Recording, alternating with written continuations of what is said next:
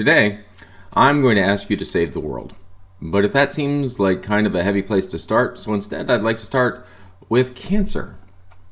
There's a reason I'm not there in person and a reason I have not been coming to visit your libraries recently. You see, I'm in confinement in North Carolina. I realize that sounds like I'm in prison, which might not surprise some of you. But confinement is actually a medical term. In an attempt to rid me of cancer, on August 24th, my son donated nearly a liter of his bone marrow to replace my own. For the past 60 plus days, I've been confined in Durham with daily visits to Duke Medical Center for treatment. There were plenty of difficult days where just getting out of bed was a success. Daily transfusions of blood, 21 pills a day, and a white blood count of 0 can really take it out of you. But I'm getting better, and as I get better, I'm finding Netflix a bit less entertaining, and it turns out that I really hate jigsaw puzzles. So my mind turns back to the world. It would be easy to find another series to binge or another book to read, but the world intrudes on my oasis after a time. I promise this talk won't be political venting, but it is impossible, no matter your politics, to see the stress and strife in the world. Issues of immigration, opioids, emboldened racism, and a desire to pit us versus them seem to be pandemic. Between the nightly news and the overwhelming article sharing on Facebook, which seems to be at a race to get rid of fraudulent voting information and leak our personal data at the same time, it seems we are entering into either a new Cold War with Russia, or China, or apparently a cold civil war. Twitter is toxic, the blue wave is coming, or it will be overwhelmed by the red wave. Every commercial on Durham television after 6 is one politician bashing another, and don't even get me started on the Pete Davidson-Ariana Grande split. What he means is Old Testament, Mr. Yes. Mayor. Real wrath of God type stuff. Exactly. Fire and brimstone coming down from the skies. Rivers and seas boiling. 40 years of darkness, earthquakes, volcanoes. The dead rising from the grave. Human sacrifice, dogs and cats living together, mass hysteria. Enough, I get the point. Okay, that may be a bit over the top, but not so much for everyone. My point is that our communities are divided and under stress. Yuval Harari, the author of *Sapiens*, talks about this in his latest book, 21 Lessons for the 21st Century. He contends that the world organizes around huge narratives. Before World War II, it had 3 to choose from: fascism, communism, and liberalism. By the way, liberalism as in liberty, or more precisely liberal democracy, that's us in this picture. After the war, there were 2, communism and liberalism. After the fall of the Berlin Wall, just 1. And now, too many of us see liberalism falling apart, or so Harari argues. When we are without some large guiding narrative, big questions become impossible to answer with consensus. Why do we fight a war? What is the purpose of our foreign policy? What is the American dream today? And without a common narrative, as a people, we are relegated to us versus them, camps over countries, and personal gain over community advancement. Now, even if you don't fully buy into Harari's argument, there is a real danger of a people, community, and yes, a domain, where there is no large-scale narrative. I see this in an example from history. It is an example that looks at how, without a working narrative, a once well-respected profession was increasingly seen as obsolete. Their tasks able to be learned by everyone, not just professionals. The education of this discipline was stagnant, emphasizing theory and concepts over real applications. It was a profession with service at its core and had existed for thousands of years. The discipline, I'm guessing you know where I'm going, I would like to talk about is medicine. One of my favorite books of all time is John Barry's The Great Influenza. Barry writes about the Great Swine Flu in the early 1900s, but it really tells the story of the rapid transformation of medicine from an art to a science. Today, we hold doctors in high esteem. We see the field as essential and specialized, yet that was not always the case, particularly in the late 1800s. Here are just a few excerpts from Barry's book to paint a picture. Hence, Oliver Wendell Holmes, the physician father of the Supreme Court Justice, was not much overstating when he declared, I firmly believe that if the whole of materia medica, as we now used, could be sunk to the bottom of the sea, it would be all the better for mankind, all the worse for the fishes. Or this one. In 1835, Harvard's Jacob Bigelow had argued in a major address that the unbiased opinion of most medical experts of sound judgment and long experience, the amount of death and disaster in the world would be less if all disease were left to itself. These opinions and ideas also had more direct consequences that may sound a bit familiar. First, in professional education. Charles Eliot had become Harvard president in 1869. In his first report as president, he declared, "The whole system of medical education in this country needs thorough reformation. The ignorance and general incompetency of the average graduate of the American medical schools at the time when he receives the degree which turns him loose upon the community is something horrible to contemplate." That's the president of Harvard with a medical school. Then, in the reputation of the professionals themselves, as these ideas spread, as traditional physicians failed to demonstrate the ability to cure anyone, as democratic emotions and anti-elitism swept the nation with Andrew Jackson, the Trump of his time, American medicine became as wild and democratic as the frontier. Now, several state legislatures did away with the licensing of physicians entirely. Why should there be any licensing requirements? Did physicians know anything? Could they heal anyone? As late as 1900, 41 states licensed pharmacists, 35 licensed dentists, and only 34 licensed physicians. A typical medical journal article in 1858 asked, "To what cause are we to attribute the diminished respectability of the medical profession in the esteem of the American public?" So what changed? Medicine developed a new narrative, one based on direct scientific observation, one that placed experimentation and sharing what works above grand theories developed centuries before. Doctors began listening to their patients. Doctors began using chemistry to develop first antiseptics, then anesthesia, then antibiotics, then a host of pharmaceuticals. Note that the advances to medicine were not easy, straightforward, or strictly ethical. Core gynecological practice was developed with unwilling and unanesthetized slaves. The chemotherapies that were used to treat my cancer were developed from chemical weapons first used in World War I, and later through exposing black servicemen to mustard gas by the U.S. Army. But medicine is coming to face those ugly realities and developing codes of ethics that are inclusive and enforced. And so we come to librarianship, a profession that too is adopting to a new narrative, a new librarianship that is focused on our communities and the needs of people, not customers or users, but people. And in my confinement, I begin to see stories globally of libraries that are not paralyzed by a growing nihilism and not building walls to be oases and sanctuaries, ignoring the concerns of the world around them. They, librarians, are building community hubs and services.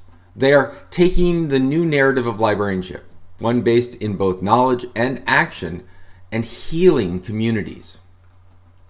I read, for example, about Glasgow libraries in Scotland. They have teamed with a nonprofit, Citizen Advice Bureau, to directly address homelessness. They not only located experts in homelessness in the libraries, they trained staff to identify and approach the homeless as well. Then the librarians and bureau staff worked together to provide counseling, support, and advice to people affected by homelessness. I first became aware of this idea of public libraries serving as the functional local government from Gina Millsap, director of the Topeka Public Library. Kansas has become rather notorious for not having a functional state government, as the legislature sits in opposition to the governor. This hasn't stopped Gina and the librarians of Topeka from helping their citizens. They received an award when they set out to tackle illiteracy. They trained librarians in basic literacy instruction. When it became clear the neighborhoods in greatest need of service was too far from the physical library, they worked with the city bus services to change bus routes. Then they sent librarians into those communities. When demand for the service became too great for the librarians, the library trained hundreds of volunteers to work throughout the city. The idea of libraries becoming direct civil service for their communities can also be seen in Cuyahoga County, Ohio. The public librarians work in the local prisons. When it becomes clear that the prisoners didn't have enough educational materials to complete GEDs and degrees to help them get jobs, the library teamed with Overdrive to fix tablets for the incarcerated. When a prisoner was set for release, the librarians set up appointments with their local branch librarian who would help them with housing and other social services. And speaking of prisoners, in Brazil, the incarcerated can now read down their prison terms. 4 days for each book they read, 12 books a year. I see a narrative of community support and learning in Narcan projects that prepare library staff to deal with opioid overdoses. I see programs like the recently announced Health Insurance Enrollment Initiative of the Public Library Association, bookmobiles converted to makerspaces to reach rural populations, smart citizens initiatives across the European Union that demonstrate that there are no smart cities without smart citizens, trained in data-centered algorithms that can be liberating or oppressing. I also see it very much in South Carolina. I see it in Richland with the difficult conversations where librarians facilitate community dialogues about race. I see it in Spartanburg, where librarians are preserving history and making it accessible to their community members. I see it in Union with expanded facilities. I see it at the state library, where they are working with librarians of all types to accommodate people of differing abilities. I see it across South Carolina. Libraries that become areas of refuge and rebuilding in hurricanes and thousand-year floods and respond to the horror of racial killings. I also see it beyond public libraries, academic libraries that are teaming together to preserve the unique history of communities, college libraries that have started to take on the reality that a number of college students actually become homeless trying to afford their tuition. Across the globe, as politicians argue about immigration, librarians are going to resettlement camps to offer materials and education and hope. Librarians that turn citizen anxiety into voter registration drives. In essence, I believe that librarianship has passed from a sort of professional nihilism where we were going to be displaced by Google and Facebook and Wikipedia to a renewed mission to improve society through inspiring learning in our communities. And while this new librarianship, this new knowledge school of thought is far from universal, it is growing and having a positive impact here in South Carolina and in Germany and in Uganda and China and Brazil. Now, this is far from the first time librarians have played a pivotal role in reshaping society. The librarians of the ancient Alexandria were close advisors to the kings and queens of Egypt. Librarians kept ancient lessons available to the scholars of what are now Korea and China. Large libraries in the Muslim cities of the Iberian Peninsula helped advance architecture and mathematics and would eventually be the fuel for the Renaissance. The libraries of Oxford and Cambridge fueled both the Enlightenment and the Industrial Revolution. And those doctors who in the 1800s found themselves on the verge of collapse? Today, medical librarians are supporting the very team that is keeping me alive. And so I come back to my opening line. I am here to ask you to save the world. I am asking you to take the new narrative of knowledge and meaning that is displacing the old narrative of efficiency and access to information and spread it beyond your walls. To be clear, this is a lot to ask. Gone are the days when every library looked and acted alike. For while we are united by a single mission, how our communities make that vision a reality will be different. The mission of a librarian is to improve society by facilitating knowledge creation in his or her community. Or, put more simply, our job is to make the lives of the people we serve, be they parents, lawyers, seniors, professors, gay, black, educated or not, to make their lives better and more meaningful through learning. Learning happens with the pages of a good novel, a comic book, hands-on in makerspaces, and talking online. Your job as a librarian is not to offer everything, makerspaces, Narcan, prison liaison, but those services that best help your community reach its highest aspirations. Your job as a librarian is to be an active part of a global network of librarians sharing ideas, experimenting, sharing results, and then working with community members to identify which ideas will work locally and to adapt, not adopt, those ideas in your library. You get collections that meet the needs and the demographics of your locality. You get instruction and information literacy not based on some universal crap method, but that start in local belief and ends in global awareness and is informed by rationalism. You get engagement with industry and other local government based on the needs of community, not simply opportunity. You build smart cities with smart citizens who not only understand the potential benefits of technology and data, but the potential for oppression by algorithms. You have my pledge that the University of South Carolina School of Library and Information Science stands ready to partner with you. We are teaming with libraries such as Charleston to develop new professional development opportunities for all staff. We have heard your worries about currency of curriculum and the fear of creating a sort of monoculture of thinking. We are currently remaking our curriculum as a knowledge school. And if you haven't looked at our faculty in a while, take a look again. We have retained our best scholars and recruited a new array of amazing scholars over the past 3 years. Nearly half the faculty is new. I may be confined to Durham and home for this year, but the work of my school and the work of building a global knowledge school of thought goes on. From Berlin to Montreal to Florence to Mumbai to Columbia, librarians are strengthening their communities. They're living up to the values of the field laid down over the past centuries: openness, diversity, learning, access, and engagement. Librarians in this state, this country, and across the world are putting these values into action within their buildings and going out into the community. We are building strong local networks of schools, universities, businesses, not-for-profits, faith-based organizations, and beyond to ensure every member of a community has the power to learn and find a place in that community. We librarians, through SCLA and ALA and on Facebook and in peer networks, are connecting together a global core of librarians and allies into a knowledge school of thinking. Our communities are hurting and bewildered and dividing due to pressures of xenophobia, racism, economic disparity, and politicians who seek power above the greater good. We librarians, you and me, with our partners, must tie them back together. We must model how even the most contentious debate can be conducted with respect. We must model how fake news is dispelled with knowledge, not picking a side. We must model that local government supported and overseen by the people, with the people, can be effective and powerful. We must model acting locally and globally for the common good. Realize that in times of great uncertainty, people do not need a refuge walled off from the outside world. They need to feel empowered to affect that world. And that goes for you and your staff as well. Don't tell me that your mayor or city council won't let you or that people don't need it.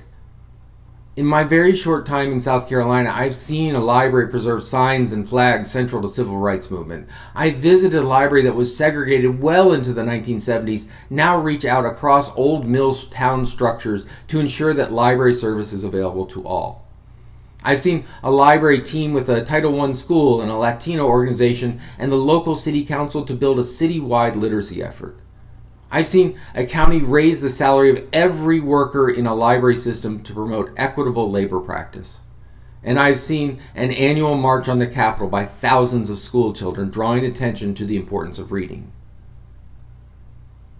My fellow librarians, now is your time. The need in our communities is great, but there is a resurgence of trust and funding in libraries. When you go home, bring your staff together and ask, how can we convene the community and truly assess their aspirations and dreams? Connect together, not once a year, but every day. Build mentorship networks so no librarian ever feels isolated. Do this if you are a big library or a small one, in a public library or academic or special. Build the narratives of your community and celebrate it. Work with the county and the hospital and the pizza shop and the tourist board. my fellow librarians, let us now save the world. Thank you.